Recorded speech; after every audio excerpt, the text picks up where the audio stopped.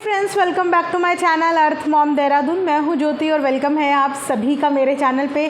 Thank you so much. आप लोग videos को इतना ज़्यादा प्यार दे रहे हैं।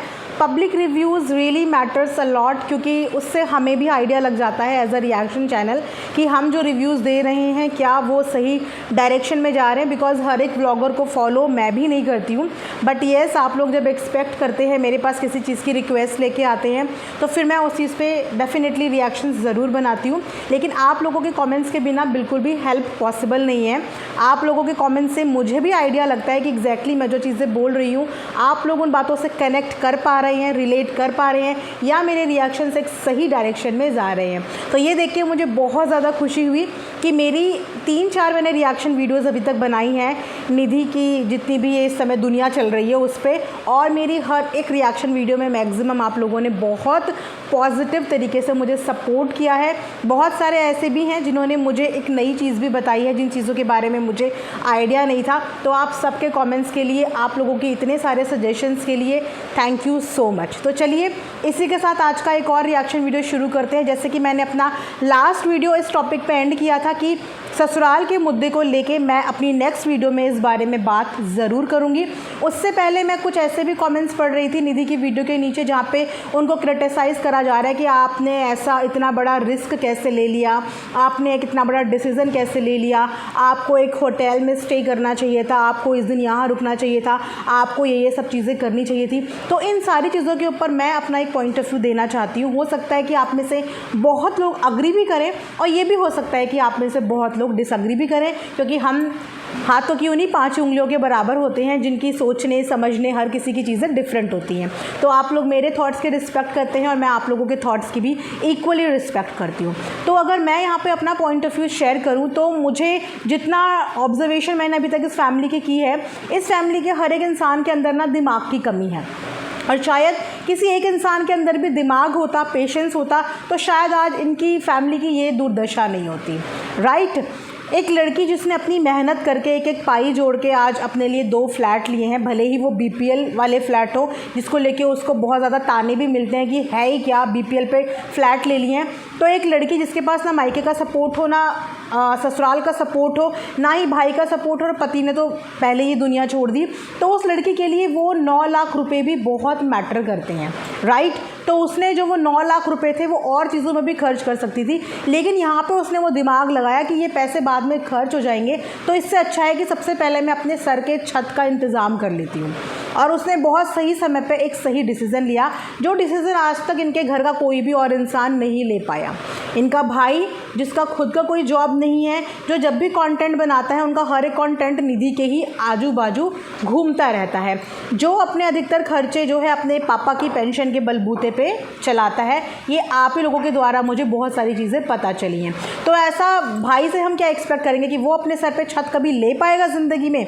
नहीं, क्योंकि जो अपने खर्चे अफोर्ड करने के लिए अपने पेरेंट्स पे अभी भी डिपेंड है, वो कैसे अपने सर पे छत ले पाएगा? तो निधि ने अपने सर पे छत लेके ये तो दिखा दिया कि उनकी डिपेंडेंसी नहीं है, और शायद ये चीज़ें वो पहले ही समझ चुकी थी कि अगर मैं डिपेंड हो गई तो मेरी ज़िंदगी जहन्नुम बन जाएगी और मेरे बच्चे का कोई भी भविष्य नहीं होएगा। हालांकि आज भी उनके बच्चे का कोई भविष्य मुझे नज़र नहीं आता है, लेकिन मैं ये ज़रूर बोलूँगी कि सर पे छत लेने का डिसीज़न उनका बहुत अच्छा था। कम से कम आज एक सुकून भरी सांस अपने घर के, अपनी 4 दीवारी के, अपने छत के नीचे वो ले तो सकती हैं। इसके बाद आ जाते हैं कि जो उन्होंने ट्रेन की 3 दिन की जो जर्नी तय करी, क्या वो जर्नी इन्हें लेनी चाहिए थी? जैसे कि मैंने बोला कि इस फैमिली के हर एक इंसान का दिमाग ना हिला हुआ है, और निधि भी उसी फैमिली का हिस्सा है, जहाँ पे एक इंसान एग्रेसिव होने पे हाथ पैर चलाने लग जाता है, माँ अपनी बेटी को गाली देने लग जाती है, और पापा जो है वो नशे में घर से कभी भी निकल लेते हैं। तो वहाँ की घर की बेटी भी अगर कुछ ऊटपटांग हरकत करे तो कुछ स्ट्रेंज वाली बात नहीं है, क्योंकि सबके अंदर वही जीन्स है ना? तो थोड़े बहुत जीन्स यहाँ भी आएंगे। तो उसके हिसाब से पारा उसका चढ़ा, गुस्सा उसे आया, और घर के जेनेटिक भी ऐसे ही हैं, और दिमाग से पैदल है ही।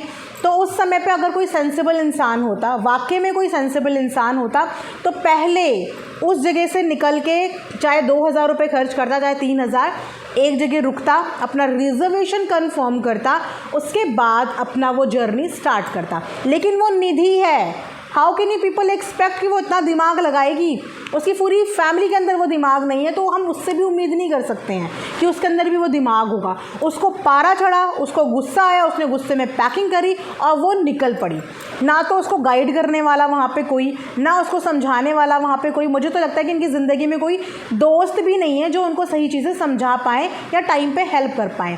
उसको ये पता है कि हर चीज़ मैंने खुद ही करनी है, अपने आप से ही करनी है। तो जितना उसका दिमाग अलाउ करता है, जितना वो सोच पाती है, वो सिर्फ उतना ही करती है। अब क्योंकि हम एक फैमिली से आते हैं जहाँ पे हमारे हर डिसीज़न में हमारी पूरी फैमिली का डिसीज़न होता है। जितने भी लोग फैमिली से आते होंगे, कभी भी आप अकेले कोई डिसीज़न नहीं लेते होंगे। घर के अंदर अगर कोई सामान भी लेके आना है तो उसमें पहले पूरी फैमिली बैठकर डिस्कशन करती है, उसके बाद घर के अंदर वो चीज़ आनी चाहिए नहीं आनी चाहिए उस बात का फैसला होता है। लेकिन निधि की ज़िंदगी में ऐसा कोई भी इंसान नहीं है जो डिसीज़न मेकर हो, तो उसको जिस समय पे जो समझ में आता है वो वही डिसाइड करती है। तो उन्होंने वही डिसाइड किया कि मुझे अभी यहाँ से बस जाना है। अब उन्होंने वो ट्रैवल तय किया। ट्रैवल तय करने के बाद येस, उनके अंदर ये दिमाग ज़रूर था कि मैं ये 2-3 दिन की जर्नी बैठे बैठे नहीं निकाल पाऊँगी, तो मुझे ये जो सीट है अपनी, जो मैं जर्नल डब्बे में जा रही हूँ, मुझे ये अपग्रेड करना है। अब उन्होंने वो अपग्रेड भी करा। इतना दिमाग देखो उन्होंने लगाया कि उन्होंने अपग्रेड करा। उसके बाद वो स्लीपर में आई। स्लीपर में करने के बाद चलो भगवान की दया रही कि वो जैसे तैसे सही सलामत अपनी डेस्टिनेशन पे पहुंच गई। अब वो जैसे ही दिल्ली पहुंचती हैं, दिल्ली पहुंचने के बाद वो एक्सपेक्ट करती हैं कि उनके ससुराल वाले उनको कॉल करें और बोलें कि आप यहाँ आ जाना, क्योंकि ससुराल वालों से देखो कोई भी चीज़ छुपी नहीं होगी।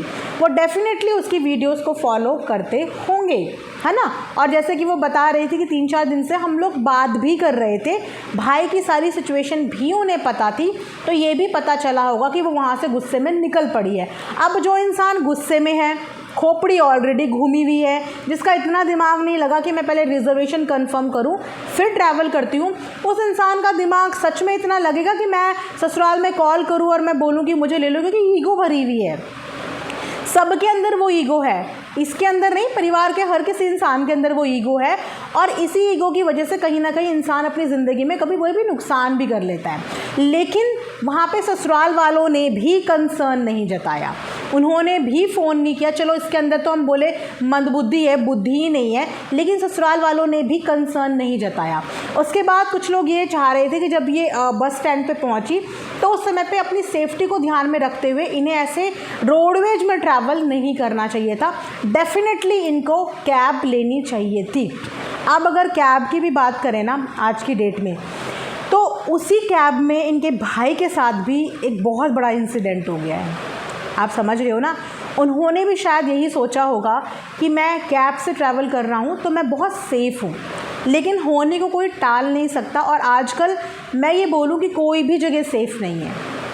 कैब में दिल्ली एनसीआर गुड़गांव में कितने इंसिडेंट हुए हैं, ये सब चीज़ वहाँ के रहने वाले लोग अच्छे से जानते होंगे कि कैब के अंदर भी ऐसे बहुत सारे इंसिडेंट होते हैं।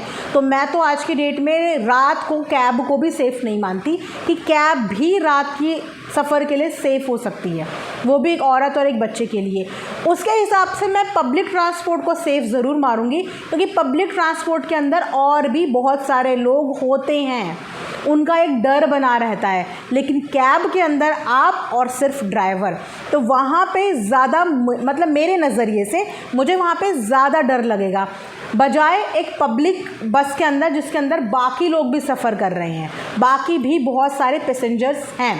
और वहाँ पे भी निधि बराबर लाइव आ रही थी, जैसे कि मैंने बोला था कि लाइव आने में भी उसने बुद्धि लगाई है, वो बुद्धि से कम लेकिन कहीं कहीं पे इस्तेमाल करती है कि लाइव के दौरान उसने बस के अंदर जो जो एक्टिविटी हो रही थी डायरेक्टली इनडायरेक्टली इर्द गिर्द लोगों को ये बात की वार्निंग दे दी थी कि मैं सोशल मीडिया से बिलोंग करती हूँ और आप सबको मैं लाइव में दिखा चुकी हूँ, तो किसी के अंदर ये ख्याल भी ना आए कि कोई कुछ गलत करने के बारे में सोचे भी। अब अगर वो इस चीज़ का ये जस्टिफिकेशन दे रही कि मैंने पैसों की वजह से कैब नहीं करी, तो ये एक फुलिश बात है। अगर कैब ना करने का रीज़न होना चाहिए था तो ये होना चाहिए था कि कैब भी रात के सफ़र में सेफ़ मैं नहीं मानती कि सेफ़ होगी, क्योंकि बहुत इंसिडेंट हमने देख लिए हैं, इतने ज़्यादा देख लिए हैं कि कैब को भी मैं रात के सफ़र के लिए सेफ़ नहीं समझती हूँ। उसके बाद आ जाते हैं, फिर इन्होंने एक लाइव किया घर से ही, क्योंकि इन्होंने वीडियो नहीं डाला था। उस लाइव में इन्होंने अपने सास ससुर के बारे में बताया और उनसे शिकायत दर्शाई। अब क्योंकि आपने एक कहानी सुनी होगी कि एक जंगल में कभी शेर आता नहीं था, लेकिन एक बच्चा जो था, एक लड़का जो था, वो शेर आया ढिंढोरा पीटता रहता था। तो लोगों को यूज टू हो गए लोग कि यार ये तो झूठा ही है, ये तो लाइफ में झूठ ही बोलता है। और जिस दिन सच में उसके साथ ये हादसा हुआ, उस दिन उसकी मदद करने के लिए कोई नहीं आया। तो निधि ने अपना जो पर्सनालिटी है ना, झूठ बोल के, भले ही उसने कंटेंट के लिए झूठ बोला, मैं इस चीज़ को भी इक्वली अंडरस्टैंड करती हूँ, लेकिन उसने अपनी पर्सनालिटी सोशल मीडिया पे एक ऐसी पर्सनालिटी बना दी कि अगर वो लाइफ में कभी सच भी बोलेगी ना, तो शायद लोग उसके सच पे भी विश्वास ना करें, और ये उसकी खुद की गलती है। अब क्योंकि उसका झूठ उसका कंटेंट का एक हिस्सा है, उसके पास कंटेंट के नाम पे और कुछ भी नहीं है, फैमिली व्लॉगिंग के नाम पे कोई फैमिली नहीं है, उसका पूरा कंटेंट उसी के इर्द गिर्द घूमता है। तो वो जितनी भी स्टोरी क्रिएट कर सकती है, जितनी भी ड्रामा क्रिएट कर सकती है, वो अपने कंटेंट में करती है।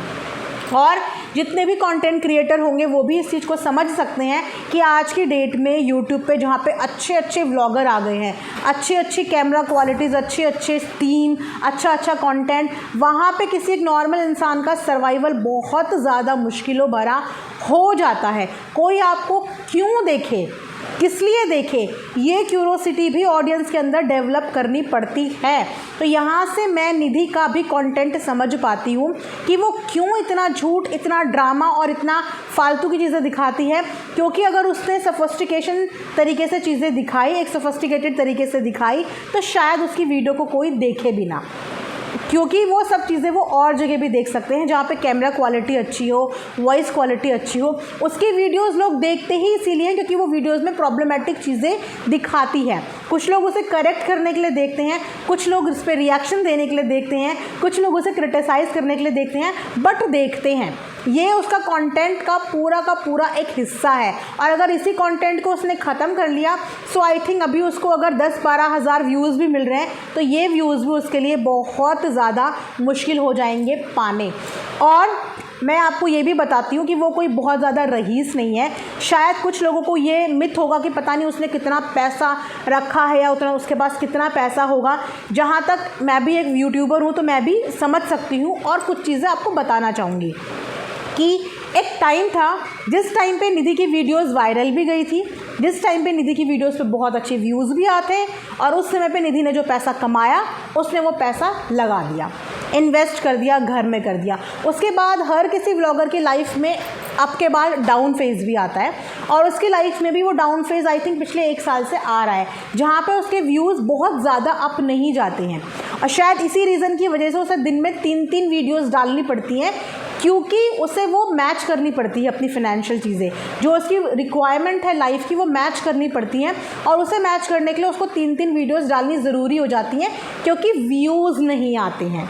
और जितने व्यूज़ इस समय उसको आ रहे हैं, आई थिंक वो मंथली का 1 लाख, इससे ज़्यादा ऊपर नहीं कमा पाती होगी जितने व्यूज़ उसके आ रहे हैं इस वक्त, और उसके हिसाब से उसके खर्चे बंधे हुए हैं। तो अगर वो ये बोलती है ना कि उसके पास सेविंग नहीं बची है, तो मैं इस बात पे थोड़ा सा यकीन करना चाहूँगी कि वाकई में उसके पास अब सेविंग नहीं बची होगी, क्योंकि जितनी सेविंग थी वो सेविंग वो ठिकाने ऑलरेडी लगा चुकी है।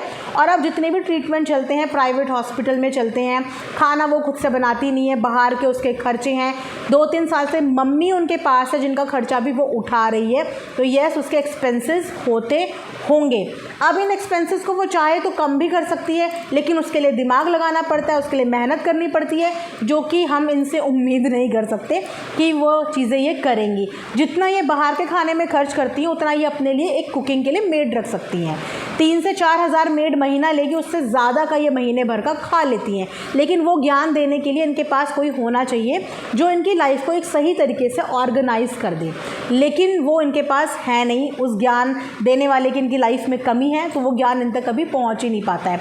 लेकिन यस, अगर ये बोल रही है कि इनके पास सेविंग के नाम पे 40, 50, 60 हज़ार ही बचे हैं, तो इस चीज़ को मैं थोड़ा सा यकीन मानना चाहूँगी, क्योंकि इनके व्यूज़ की हालत देख के मैं ये तो कैलकुलेशन लगा सकती हूँ कि 1-1.5 लाख से ऊपर महीने का ये नहीं कमा पाती होंगी। एक टाइम था जब इन्होंने अच्छा कमाया था और उस कमाई से ये इन्वेस्टमेंट कर चुकी हैं, इसीलिए अब वीडियोज़ डालना इनकी मजबूरी भी बन जाती है और इनकी रिक्वायरमेंट भी बन जाती है, क्योंकि खर्चे तो उतने के उतने ही रहते हैं। इनफैक्ट हर बार खर्चे बढ़ते हैं, लेकिन उस खर्चे के हिसाब से हमें अपनी इनकम भी बढ़ानी पड़ती है और हर इंसान अपनी इनकम बढ़ाने की पूरी कोशिश करता है। तो मैंने सोचा चलिए एक छोटा सा रिएक्शन वीडियो उस पर देती हूँ। अगर आप लोग मेरी रिएक्शन वीडियो से सहमत है तो कमेंट सेक्शन में ज़रूर बताइएगा। इसी तरह आप लोग ढेर सारा प्यार दीजिए, जहाँ पे मैं गलत करती हूँ प्लीज़ मुझे करेक्ट कीजिए, ताकि मुझे भी कुछ चीज़ें पता चलें आप लोगों के द्वारा। तो मिलेंगे नेक्स्ट वीडियो में, तब तक अपना ध्यान रखिए। Thanks for watching earth Mom Dehradun.